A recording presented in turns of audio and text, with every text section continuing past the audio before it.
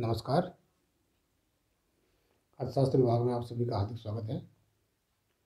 पिछले व्याख्यान के अंतर्गत हम विदेशी विनिमय दर के निर्धारण के सिद्धांत के बारे में पढ़ रहे थे और इसी के अंतर्गत हमारा जो पहला सिद्धांत था टंकण मूल्य समता सिद्धांत है, जो बहुत इंपॉर्टेंट है, जिसका हम अध्ययन कर रहे थे।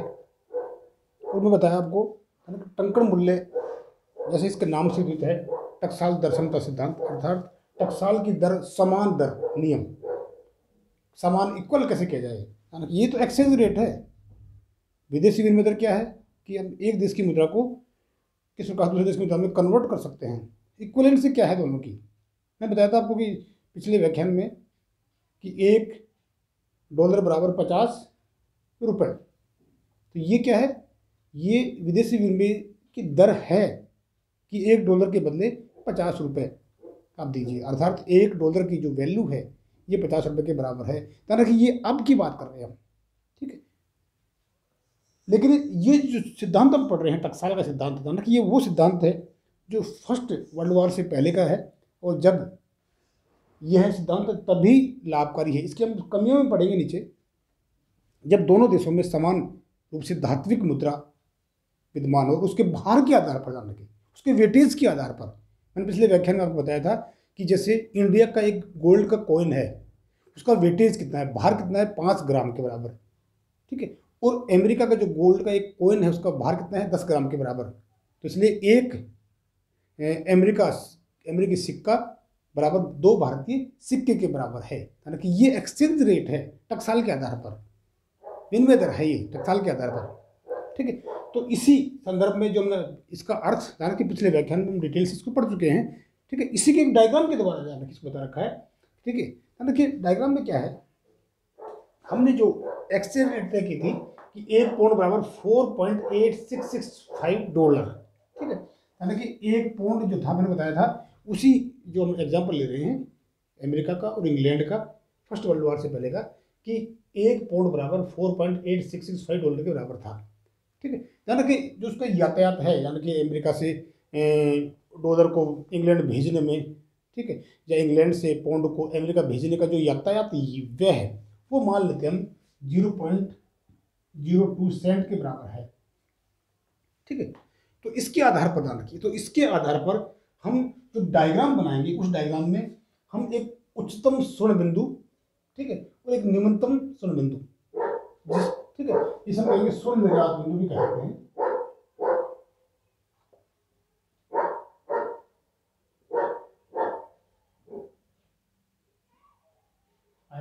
ये कहें उच्चतम स्वर्ण बिंदु,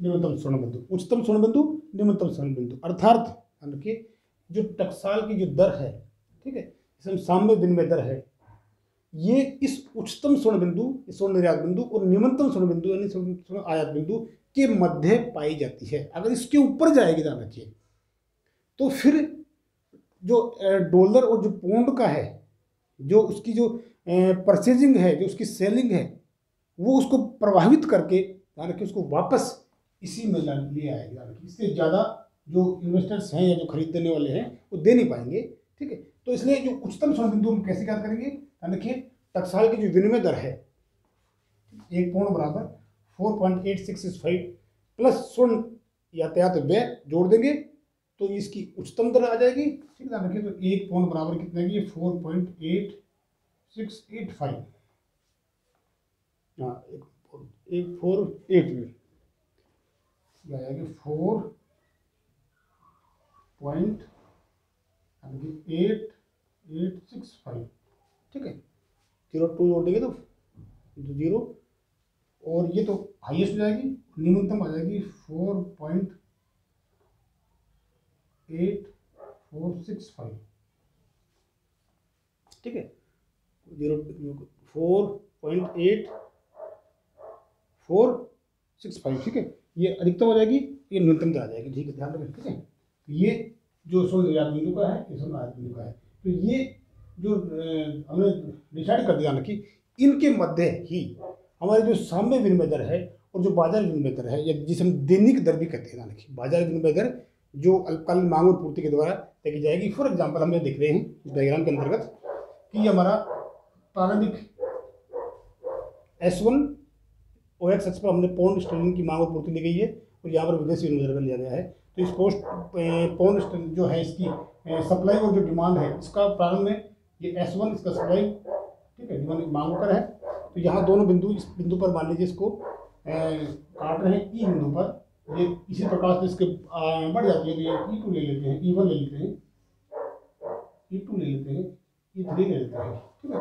तो जो इन मांग और पूर्ति के जो साम्य को दर्शाएगी, ध्यान रखिए, ये बाजार विनिमय दर या दैनिक विनिमय दर कहलाती है, ठीक है।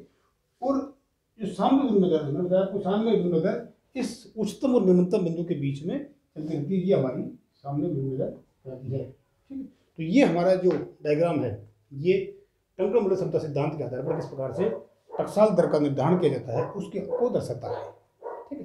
यानी कि सिद्धांत, जो कि हम जानते हैं सिद्धांत में कौन कौन सी कमियां हैं या इसकी जो क्या सीमाएं हैं ये भी हम देख लेते हैं। ध्यान रखिए, हम जानते हैं कि आज विश्व के किसी भी देश में स्वर्ण पर आधारित कोई मुद्रा नहीं है, ठीक है, स्वर्ण पर, ठीक है। और सभी जो देश हैं, ध्यान रखिए, सभी देशों में हम जानते हैं खुद की अपरिवर्तनीय पत्र मुद्रा प्रचलन बाजार में है, ठीक है। तो विश्व में स्वर्ण नहीं है।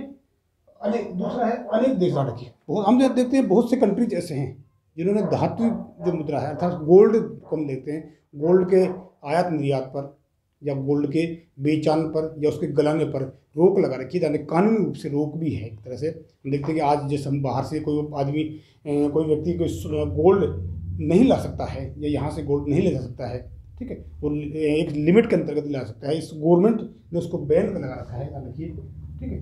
और अधिकांश, यानी कि सभी देशों में आजकल, अधिकांश क्या सभी देशों में खुद की पत्र मुद्रा जो है प्रचलन में है। तो ऐसी स्थिति में धातु मुद्रा का जो माप है या निर्धारण है, ठीक है, ये संभव नहीं है। देखिए, ये टकसाल हमारा जो दर समता नियम था वो ये हमने ये देखा, इसमें ये दर निर्धारण कहलाता है। देखिए, ये विदेशी विनिमय दर का निर्धारण जो सिद्धांत है हमारे, उसमें टंकण मूल्य समता सिद्धांत जो बहुत इंपॉर्टेंट बता रहा था मैं आपको, वो इस तरह से हम इसको याद करेंगे। दूसरा हमारा जो सिद्धांत है क्रय शक्ति समता सिद्धांत है, ये बहुत इंपॉर्टेंट है, ये इसके बाद हम इसके आखिर में करेंगे, ठीक है। Thank you.